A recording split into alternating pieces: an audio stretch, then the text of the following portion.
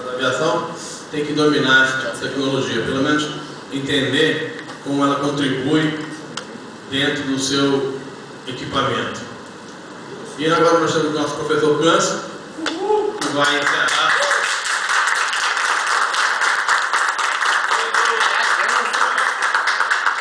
Professor e comandante vai encerrar o nosso seminário falando sobre a influência justamente dessas tecnologias naquilo que vocês estão fazendo, ou seja, se formando como pilotos. Nós trabalhamos numa atividade complexa, né?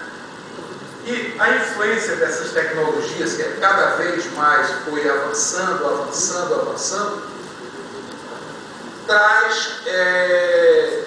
nos traz aqui para refletirmos, fazer uma retrospectiva desde a invenção do avião por Santos Dumont.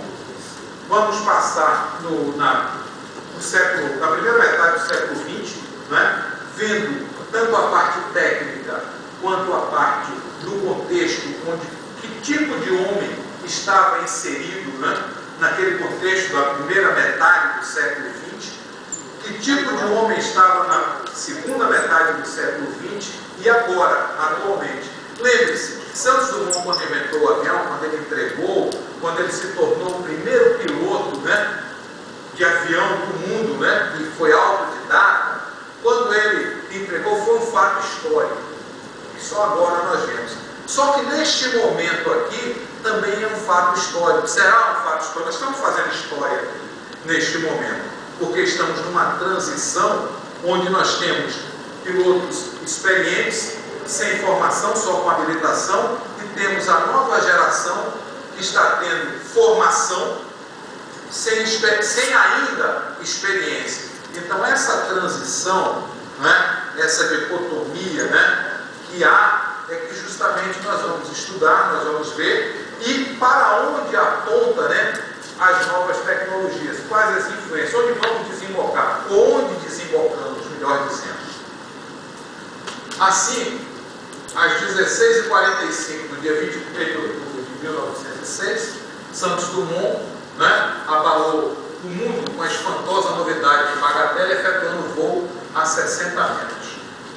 Era a primeira vez que um homem, um aparelho mais pesado que o ar, se elevava do solo e tornava a descer, com uso exclusivo do próprio aparelho, descortinando assim o futuro da aviação.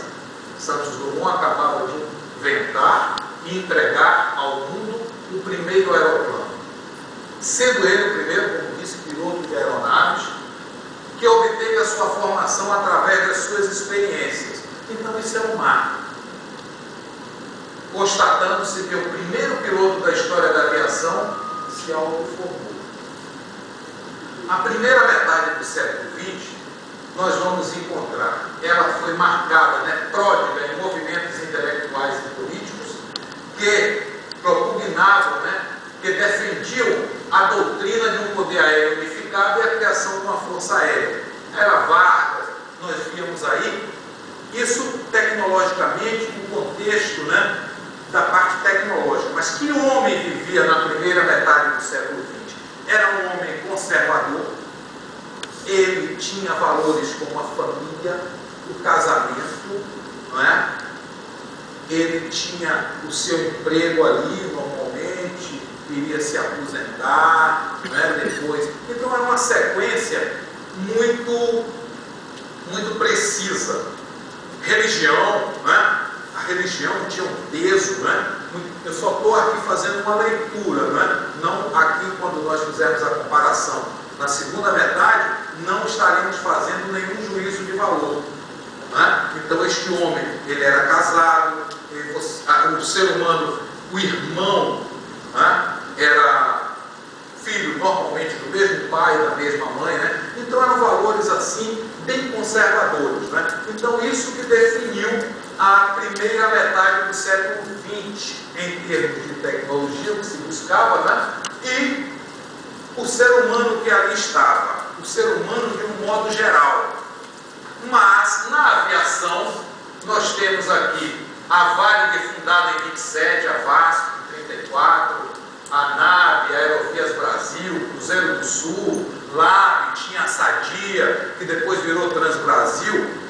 E este homem, desse contexto da primeira metade do século XX, que foi habitar a cabine, as cabines, os cockpits dos aviões, dos primeiros aviões, ali o DC-3, né, e outros aviões, o Curtiss Commander, né, Dart Harrow. Então, ele era um homem oriundo desse conservadorismo, dessa cultura, tá? E como ele agia? É como nós dissemos, eram os King Commanders, ou os God Commanders, eram os comandantes reis, eram os comandantes deuses, eles se achavam supremos, não é? Supremos, ele mandava, ele decidia, não é? Tem uma história com ele, né? Uma história com ele, dizem que em Bom Jesus da Lapa, o cara pousou lá e gostou de um animal, um burro, um quadrúpede qualquer, e colocou no avião e levou para São Paulo. Né? Quer dizer, então era assim que havia, esse era o contexto, né? Este era o homem que habitava a cabine na primeira metade do século XX, 1950, por aí. Então ele mandava, ele tinha arrogância, ele mandava o copiloto carregar a mala dele. Então esse era o contexto, era o cara que mandava. E qual a ideia? Quais eram os pré-requisitos? A ideia de profissional era a seguinte: o cara que pousa em qualquer tempo, o cara que decola, chega e não volta, aquele que fura, ele vai mesmo, aquele que é o bom, aquele que passa com o avião embaixo do elevador acerta. Então, esses eram os valores que reinavam na época. Tá? Então, nós estamos contextualizando porque nós vamos chegar, e esse encontro nosso aqui é justamente a influência dessas novas tecnologias, porque o piloto neste tempo, ele era apenas habilitado, ele era apenas técnico, ele só tinha, por vocação, nós já somos homens de exatas, né? Homens, que eu digo homens e mulheres, né? Inclusive nós discutimos, eu com o comandante Luciano, uma vez, que não tem o feminino de piloto, né? É justamente da sociedade machista, né? Não existe o feminino de piloto. Mas hoje as aviadoras... A Academia Brasileira de Letras já aceita a palavra piloto. Já aceita, né? Que bom, né? E já está mudando, já vai ser oficial, né? Tomara que a partir dessas mudanças agora, do dia 9 de janeiro, né? Mudança já inclua, né? Mas para nós, você sabe que sempre vimos desta forma. Porque, como eu ia dizendo, não tinha mulheres e também... Nós somos homens e mulheres exatas, mais voltados inicialmente para exatas. Contextualizando, né? É um movimento que surge na década de 50, 1950, onde o cotidiano é invadido com a tecnologia eletrônica de massa individual, visando sua saturação com informações em diversos serviços. Depois o mundo nunca mais foi o mesmo, depois de Santos Dumont e de Bill Gates, né? Então tudo mudou, tudo ficou mais rápido, mais perto, tudo online, né? Então, o pós-modernismo, veja aí, era da informática, né? Lidamos mais consigo, não sei quais coisas. Not online, eles estão juntos, cada um com seu laptop, cada um com seu telefone, capaz de estarem passando e-mail um para o outro aqui. Entendeu? Essa é a realidade do pós-modernismo. Tem mais coisa, tem mais coisa. Entre nós e o